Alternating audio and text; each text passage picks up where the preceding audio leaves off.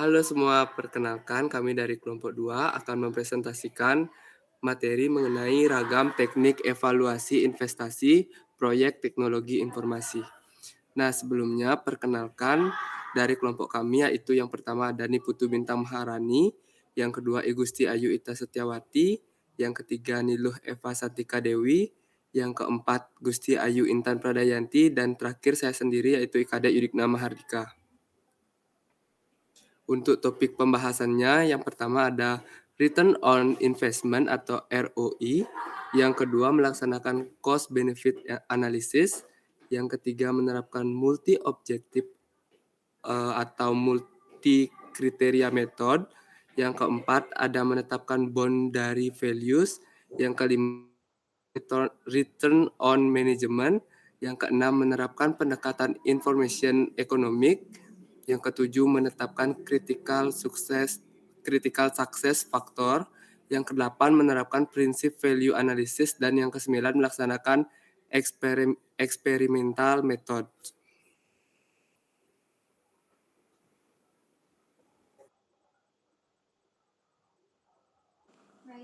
Baik, selanjutnya saya akan menjelaskan yaitu Return on Investment atau ROI. ROI adalah metode evaluasi yang digunakan untuk menentukan efisiensi atau profitabilitas suatu investasi. Pendekatan ROI ini dapat bervariasi, namun salah satu contoh yang paling sederhana adalah metode payback, di mana diperhitungkan berapa lama waktu yang dibutuhkan untuk mengembalikan investasi yang telah dialokasikan. Next.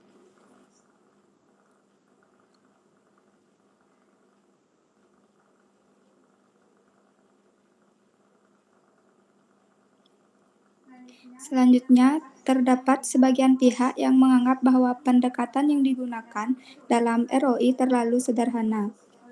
Oleh karena itu, beberapa pihak memilih metode yang lebih kompleks mempertimbangkan nilai atau manfaat investasi di masa depan, seperti Internal Rate of Return atau IRR dan Net Present Value atau NPV. Dalam konteks proyek teknologi informasi, jika nilai IRR lebih ambang batas minimal yang telah ditetapkan, maka proposal cenderung disetujui, namun jika nilainya berada di bawah ambang tersebut, proposal biasanya akan ditolak. Next. Selanjutnya ada kelemahan metode ROI. Kelemahan terbesar dan dinilai cukup mendasar dari metode ROI adalah banyaknya hambatan dalam menentukan nilai atau parameter dari beberapa variabel yang dibutuhkan untuk menghitung IRR, terutama dalam proyek teknologi informasi. Hal ini disebabkan oleh ketidakpastian terkait dengan manfaat yang akan diperoleh di masa depan, serta kemungkinan keterlambatan atau kegagalan dalam menyelesaikan proyek tepat waktu. Next. Nah, jadi IRR membutuhkan nilai perkiraan manfaat masa depan dari implementasi teknologi informasi. Ada dua faktor utama yang sulit ditentukan dalam IRR, yaitu yang pertama, terdapat banyak ketidakpastian terkait dengan manfaat yang akan diperoleh karena banyak manfaat bersifat kualitatif dan sulit diukur. Selain itu, perkembangan teknologi yang cepat dan persaingan yang intens membuat penentuan nilai manfaat menjadi sangat relatif. Yang kedua, proyek teknologi informasi tidak dapat diselesaikan tepat waktu, terutama yang memiliki ruang, lingkup, dan kompleksitas tinggi. Hal ini menyebabkan ketidakpastian kapan perusahaan akan benar-benar memperoleh manfaat yang dijanjikan. Bahkan jika proyek selesai tepat waktu, seringkali masih diperlukan perbaikan atau pengembangan lebih lanjut karena adanya perubahan kebutuhan bisnis yang membutuhkan waktu tambahan untuk diselesaikan. Selanjutnya ada Cost Benefit Analysis. Metode Cost Benefit Analysis adalah pendekatan yang mencoba untuk menentukan atau menghitung nilai dari setiap elemen teknologi informasi yang memiliki kontribusi terhadap biaya yang dikeluarkan dan manfaat yang diperoleh. Pada mulanya, metode ini lahir untuk mengantisipasi banyaknya elemen terkait seperti manfaat dengan teknologi informasi yang tidak memiliki nilai pasar atau harga yang jelas.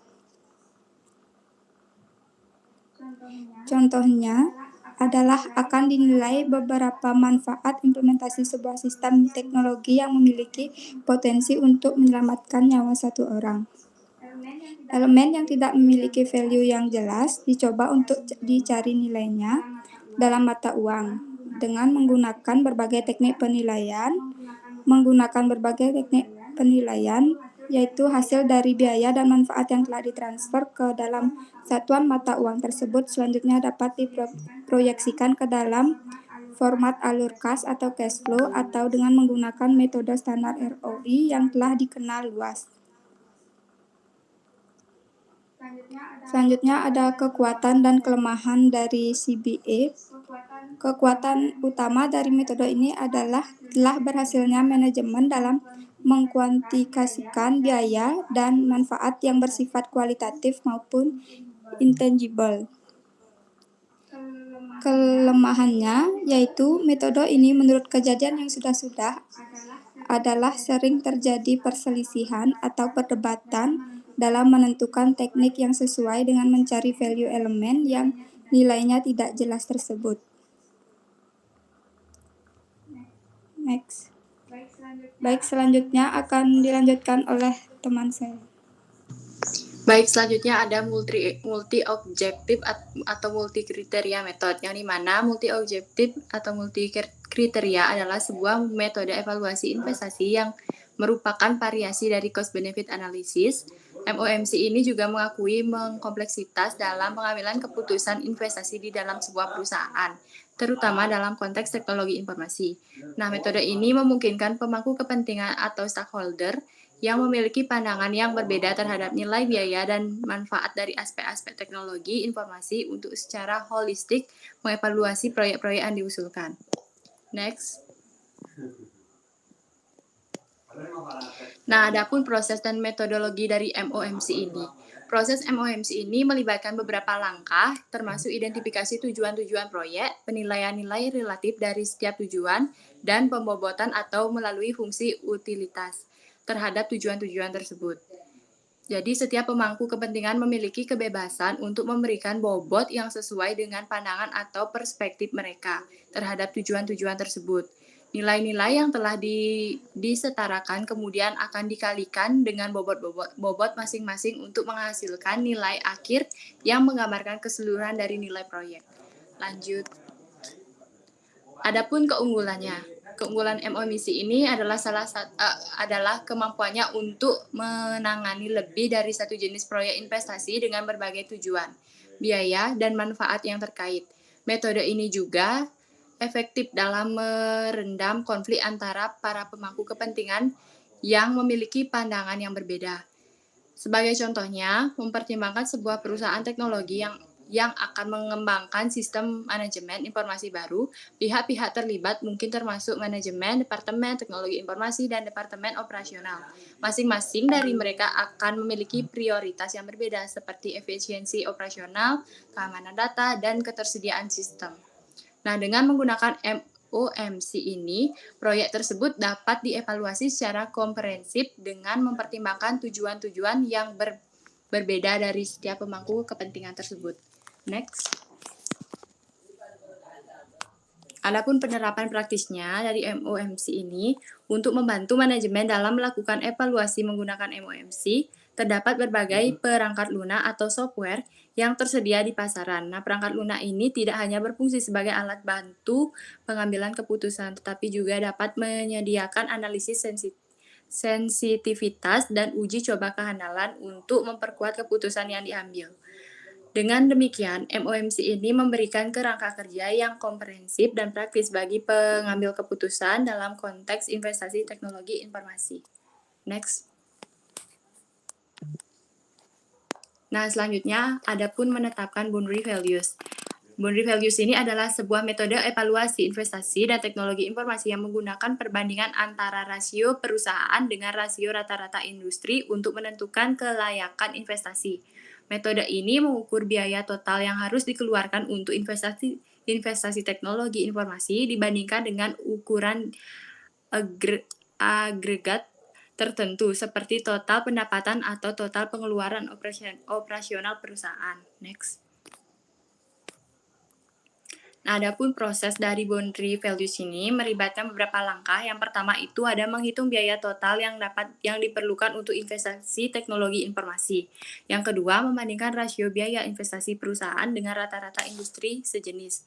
Yang ketiga ada jika rasio perusahaan lebih kecil dari rata-rata industri, investasi dianggap layak dan normal. Namun, jika lebih besar, maka kelayaan investasi akan dipertanyakan. Yang keempat, ada variasi dari ukuran yang ada dapat digunakan. Misalnya, rasio biaya teknologi informasi per karyawan atau perbandingan antara manfaat teknologi informasi dengan total pengeluaran untuk pengembangan dan pemeliharaan teknologi informasi. Yang kelima itu ada hasil perbandingan rasio ini juga dapat digunakan untuk menilai kinerja efisiensi teknologi informasi perusahaan. Next. Adapun penerapan praktisnya dari boundary values ini yaitu dapat diterapkan dengan mengumpulkan data biaya dari pendapatan terkait investasi teknologi informasi serta data industri yang terkait. Penggunaan perangkat Luna analisis data dapat mempermudah proses penghitungan dan perbandingan rasio. Hasil analisis kemudian dapat digunakan sebagai dasar untuk mengambil keputusan investasi yang lebih tepat dan efektif dalam meningkatkan kinerja teknologi informasi bagi perusahaan. Next. Selanjutnya akan dijelaskan oleh teman saya. Terima kasih. Baik, di sini saya akan menjelaskan mengenai menghitung Return on Management atau ROM. Metode ROM terkait dengan perhitungan nilai manfaat yang terkait dengan terjadinya perubahan kenaikan tingkat produktivitas manajemen, hal yang dimana hal ini bertujuan untuk meningkatkan dampak implementasi sebuah sistem baru terhadap nilai tambah di kalangan manajemen perusahaan. ROM ini dapat didefinisikan sebagai hasil perhitungan dari total pendapatan perusahaan yang dikurangi dengan seluruh biaya dan nilai tambah dari masing-masing sumber daya, termasuk modal atau kapital yang kecuali dengan biaya manajemen dan hal yang terkait dengan manajemen. Tantangan penggunaan metode ini terletak pada kemampuan memperkirakan proyek, pendapatan, dan biaya terkaitnya jika sistem ini diimplementasikan. Next. Selanjutnya, saya akan menjelaskan mengenai Information Economics atau EA. Information Economics ini dinilai sebagai satu-satunya cara yang paling komprehensif dan dapat menjawab sejumlah faktor dan karakteristik unik, serta berbagai isu dan tantangan yang dihadapi dalam mengevaluasi proyek investasi teknologi informasi.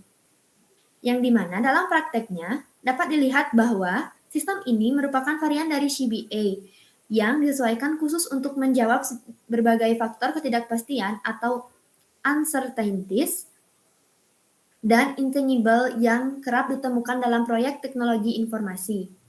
Dalam IE, semua hal bersifat kuantitatif dan intangible dapat dengan mudah dikalkulasikan dengan menggunakan metode ROI konvensional. Jadi, singkatnya, metode ini bertujuan untuk mengidentifikasikan, mengukur, dan meranking dampak ekonomis yang timbul akibat diimplementasikannya sistem baru.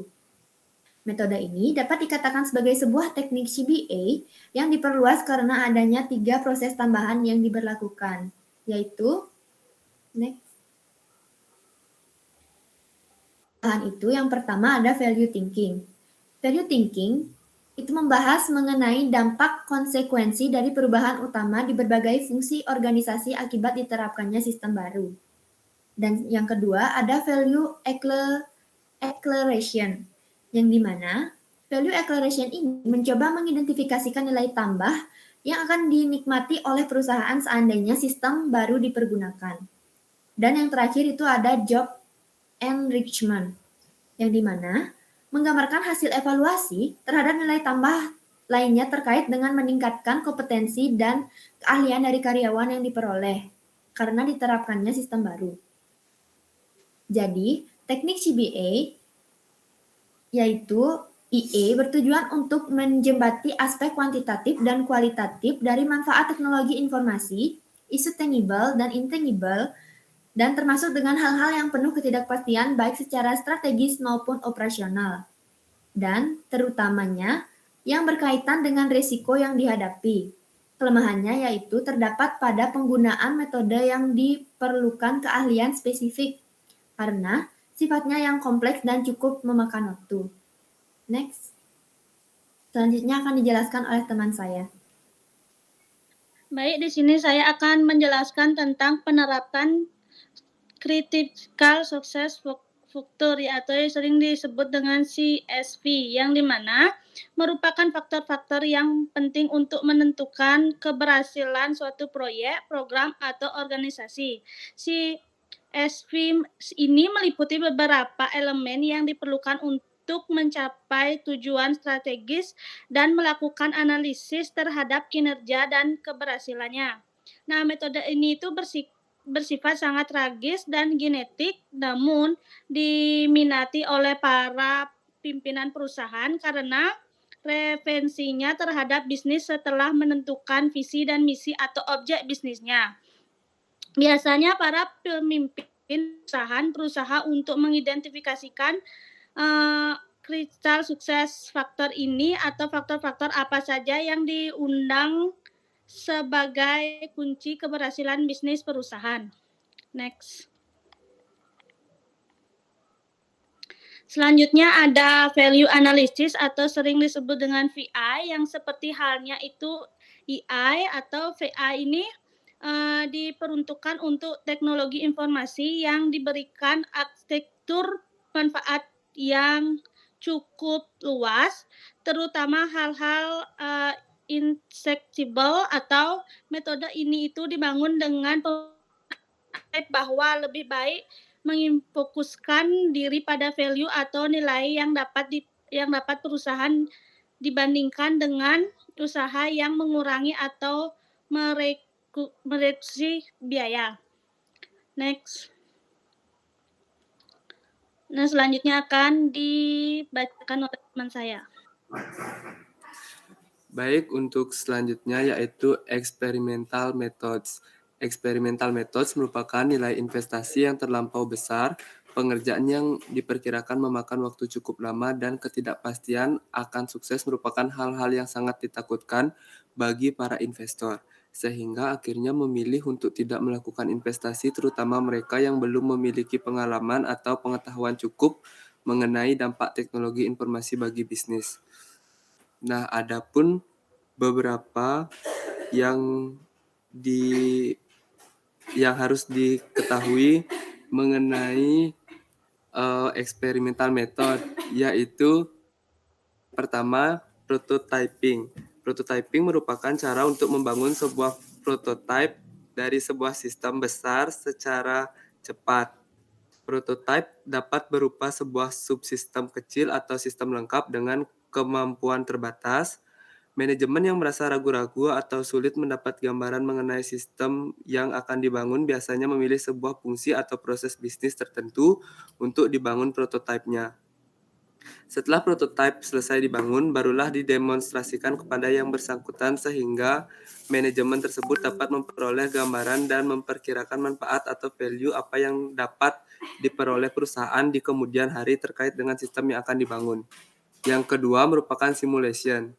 Simulation adalah sebuah proses pemetaan terhadap situasi bisnis yang akan terjadi di kemudian hari dengan menggunakan perangkat lunak tertentu atau software, untuk kemudian disimulasikan dengan tujuan perusahaan dapat melihat secara jelas berbagai ukuran kinerja kuantitatif yang terlihat meningkat dalam tatanan baru tersebut, sehingga yang bersangkutan merasa tidak ragu-ragu untuk membangun teknologi informasinya. Melalui alat simulasi ini, manajemen dengan leluasa dapat melakukan berbagai skenario yang dikehendakinya, terutama terkait dengan nilai investasi yang ingin dikeluarkan, karena hal tersebut berkorelasi langsung dengan spesifikasi teknologi informasi yang akan dibangun. Nah, untuk yang terakhir yaitu game playing. Game playing merupakan pendekatan di mana dicoba dilakukan role play terhadap skenario tertentu yang akan terjadi di kemudian hari seandainya sebuah sistem teknologi informasi diterapkan. Misalnya, perusahaan berniat untuk menerapkan sistem e-procurement untuk proses tender. Maka dikumpulkanlah semua karyawan dan para rekan bisnis terkait dengan proses tersebut untuk masing-masing membahas seandainya sistem automatik tender tersebut dilaksanakan. Isu maupun manfaat yang diperoleh akan teridentifikasi melalui proses diskusi dari berbagai pihak yang berkepentingan ini. Nah, sekian presentasi dari kelompok 2. Jika ada salah kata, kami memohon maaf sebesar-besarnya. Terima kasih.